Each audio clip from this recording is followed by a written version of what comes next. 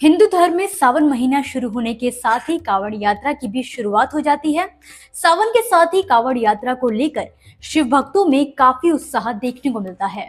हर साल लाखों की संख्या में कांवड़िया हरिद्वार से गंगा जल लेकर अपने क्षेत्र के शिवालयों में जाकर शिवलिंग का जलाभिषेक करते हैं। शास्त्रों में भी कांवड़ यात्रा को लेकर कई महत्वपूर्ण नियमों का जिक्र किया गया है, जिनका यात्रा के दौरान पालन करना बहुत ही आवश्यक होता है।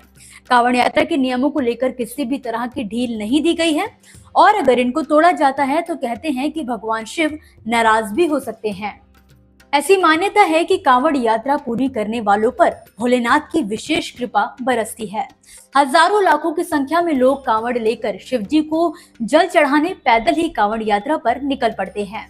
इस साल कांवड़ यात्रा की शुरुआत 22 जुलाई 2024 से होगी और 2 अगस्त 2024 को सावन शिवरात्रि पर समाप्त हो जाएंगे। कांवड़ यात्रा एक तीर्थ यात्रा के समान मानी गई है, जिसका लोग पूरे साल भर इंतजार करते हैं। आपको बता दें कि सावन में शिव भक्त गंगा तट पर कलश में गंगा जल भरते हैं और फिर उसको कांवड़ पर बांधकर कंधों पर लटकाकर अपने अपने इलाके के शिवालय में लाते हैं और शिवलिंग पर गंगा जल अर्पित करते हैं। शास्त्रों के अनुसार सबसे पहले भगवान परशुराम ने कांवड़ यात्रा की शुरुआत की थी।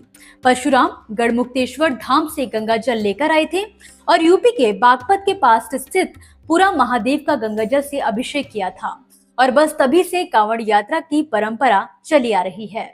कांवड़ यात्रा करने वाले भक्तों को कांवड़िया कहा जाता है। कांवड़ यात्रा पर जाने वाले भक्तों को इस दौरान खास नियमों का पालन करना होता है।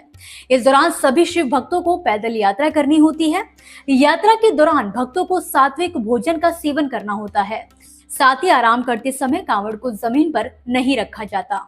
ऐसा करने से कांवड़ यात्रा अधूरी मानी जाती है। कांवड़ यात्रा के दौरान भक्तों को किसी भी तरह का नशा, मांस, मदिरा या तामसिक भोजन नहीं करना चाहिए। कांवड़ यात्रा पूरी तरह पैदल की जाती है। यात्रा प्रारंभ होने से लेकर पूर्ण होने तक का सफर पैदल ही किया जाता है। यात्रा में किसी वाहन का प्रयोग नहीं किया जाता। कांवड़ में गंगा या किसी पवित्र नदी का ही जल रखा जाता है, किसी कुएं या तालाब का नहीं। कांवड़ को हमेशा स्नान करने के बाद ही स्पर्श करना चाहिए और ध्यान रखना चाहिए कि यात्रा के समय कांवड़िया आपसे चमड़ा स्पर्श ना हो। कांवड़ियों को हमेशा जत्थे के साथ ही रहना चाहिए।